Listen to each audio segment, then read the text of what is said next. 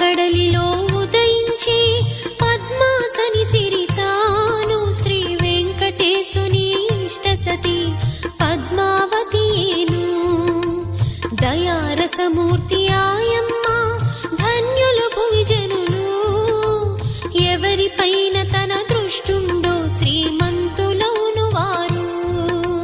లక్ష్మీదేవి కథా శ్రీ లక్ష్మీదేవి కథా, లక్ష్మీదేవి కథా శ్రీ లక్ష్మీదేవి కథా.